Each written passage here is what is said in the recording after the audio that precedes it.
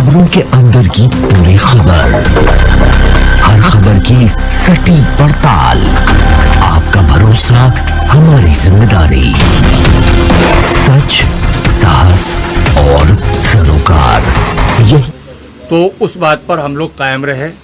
और 26 अप्रैल के पहले हम लोगों ने कहीं भी किसी कैंडिडेट्स का ऐलान नहीं किया और सिर्फ अख्तरुल ईमान साहब का इलेक्शन हुआ यहाँ किशनगंज से।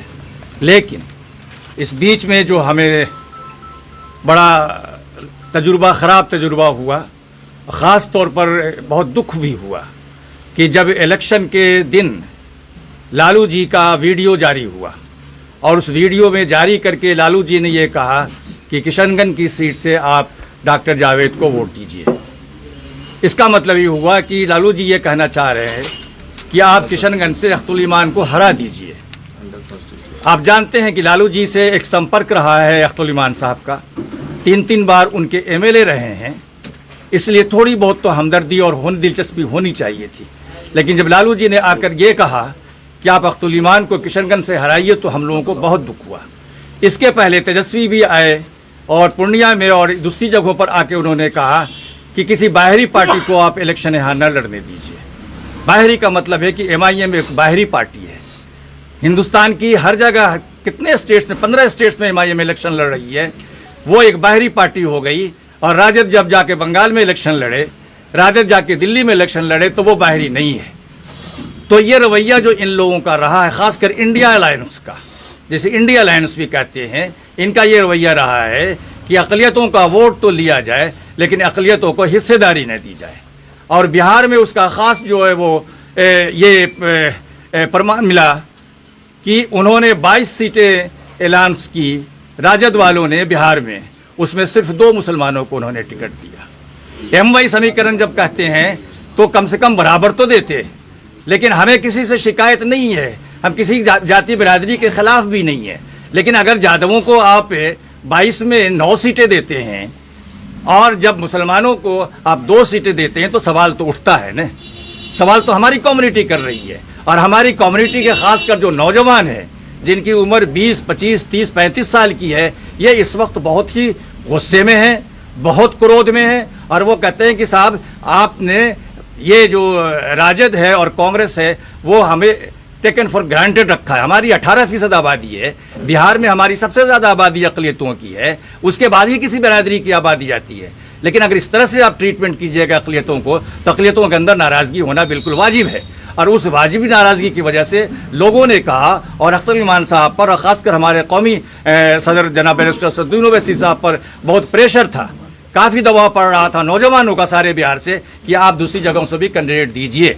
तो इस सिलसिले में हम लोगों ने फैसला किया है कि 3 लेवल तक तो हमने 1 सीट इलेक्शन लड़ी है, लेकिन बाकी 4 जो फेज़ बाकी है इलेक्शन में, उसमें हम 8 कैंडिडेट और देंगे। और 8 सीटों के सिलसिले में हम लोगों ने फैसला किया है कि 9 सीट, बल्कि ये वाल्मीकि कंसिडरेशन है। अच्छा, तो 9 सीटों के सिलसिले में हम लोगों ने फैसला किया है कि बाकी जो 4 लेवल पर जब इलेक्शन होगा तो उसमें हम कैंडिडेट देंगे, MIM कैंडिडेट देगी। हमारे पास अच्छे कैंडिडेट मौजूद हैं और भी लोग आ रहे हैं। तो उसमें कुछ जगहों पर तो हमने डिसाइड कर लिया है कैंडिडेट्स का, और बाकी जगहों पर हम जल्द से 1-2 रोज़ में जल्द से जल्द कैंडिडेट्स का ऐलान करेंगे। लेकिन जो सब मैंने कहा, बुनियादी बात यह है कि ये MIM ने इलेक्शन क्यों लड़ने का फैसला किया, ये बुनियादी सवाल है। और वो सवाल सिर्फ इसलिए है कि जिस तरह से ट्रीटमेंट किया गया है हमारे साथ, हमें जो है सो अछूत बना कर रखा गया। हमने पहले भी उनसे कहा था कि हमको इंडिया अलायंस में ले लीजिए, हम इंडिया अलायंस में जाने के लिए तैयार हैं, लेकिन उनको मुसलमानों का वोट चाहिए, अक़लियतों का वोट चाहिए, लेकिन उनको हिस्सेदारी में नहीं देने के लिए तैयार हैं। और उन्होंने इंडिया अलायंस में हमको नहीं लिया, हमको अछूत बना कर रखा। तो हम अछूत हैं तो ठीक है, हम अलग से इलेक्शन लड़ेंगे, हम लड़ेंगे इलेक्शन। हम कोई NGO की तंजीम नहीं है कि हम इलेक्शन नहीं लड़े। हमसे कहा जाता है आप इलेक्शन क्यों लड़ रहे हैं, हम इलेक्शन लड़ेंगे और ज़रूर लड़ेंगे। हमारी पार्टी 15 स्टेट्स में इलेक्शन लड़ रही है सारे हिंदुस्तान में, और बिहार में तो हम मजबूती के साथ इलेक्शन लड़ रहे हैं। तो कैंडिडेट्स का जो है हम ऐलान बाद में करेंगे। पहले सीटों का नाम हम बता देते हैं: शिवहर, गोपालगंज, पाटलिपुत्रा, महाराजगंज, मुजफ्फरपुर, मधुबनी, जहानाबाद, काराकाट और वाल्मीकि नगर या मोतिहारी में से 1 सीट। तो इतनी 9 सीटें जो हैं, फिर मैं इसको रिपीट कर दूं, शिवहर, गोपालगंज, पाटलिपुत्रा, महाराजगंज, मुजफ्फरपुर, मधुबनी, जहानाबाद, काराकाट, वाल्मीकि नगर, मोतिहारी में अंडर कंसिडरेशन वो सीट है। एक कैंडिडेट का ऐलान अभी हम कर रहे हैं, शिवहर से हम अभी कैंडिडेट का ऐलान कर रहे हैं, जो फाइनल हमारे राष्ट्रीय अध्यक्ष बैरिस्टर असदुद्दीन ओवैसी साहब ने फाइनल कर दिया है। राणा रंजीत सिंह को हम लोग शिवहर से कैंडिडेट फाइनल कर दिया है। बाकी सीटों पर जो है हमारे कैंडिडेट मौजूद हैं, उनका जल्द ही 1-2 दिन में या 3 दिन में हम ऐलान करेंगे।